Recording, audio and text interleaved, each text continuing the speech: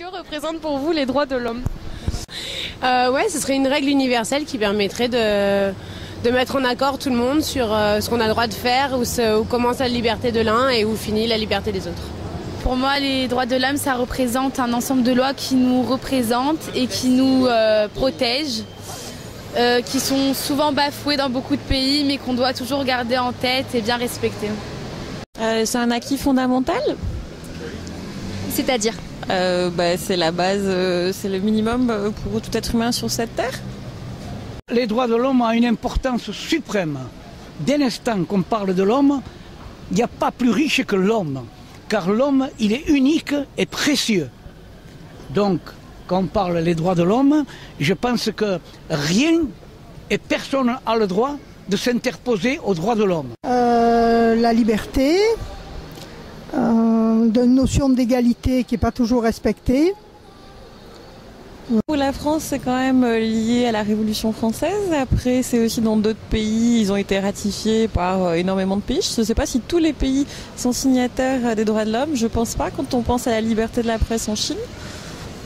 Et le premier de droit, c'est quand même de se loger, de se nourrir, de pouvoir manger, droit à l'éducation, droit à la culture, à l'enseignement.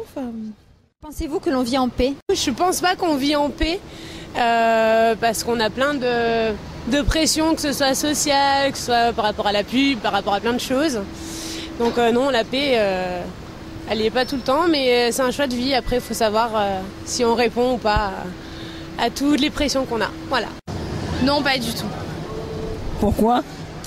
L'insécurité en France grandit. Je me sens plus du tout en sécurité. J'ai peur pour les générations à venir.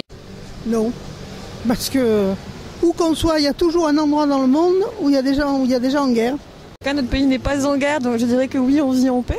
Après, en termes de paix sociale, je ne suis pas forcément convaincue qu'il y ait une grande égalité ou un égalitarisme.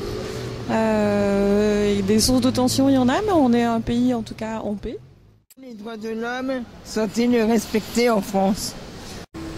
En France, plus qu'ailleurs.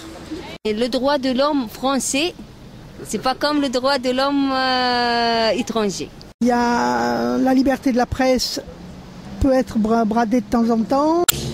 Non, en fait, notamment par rapport à la discrimination, l'accès au logement, l'accès à l'éducation, en fait, ça reste un grand principe moral universel. On a peut-être plus de droits en France en tant qu'individu par rapport à d'autres pays, notamment sur la liberté d'expression et sur pas mal de choses en rapport avec le social, mais tout le monde n'a pas le droit à se loger en France. Tout le monde n'a pas accès à des éléments de base, donc non, on ne peut pas dire qu'ils soient respectés. Très bien. Merci beaucoup, madame. Officiellement, oui. Officieusement, pas toujours. Voilà. Merci. Avec grand plaisir. Au revoir.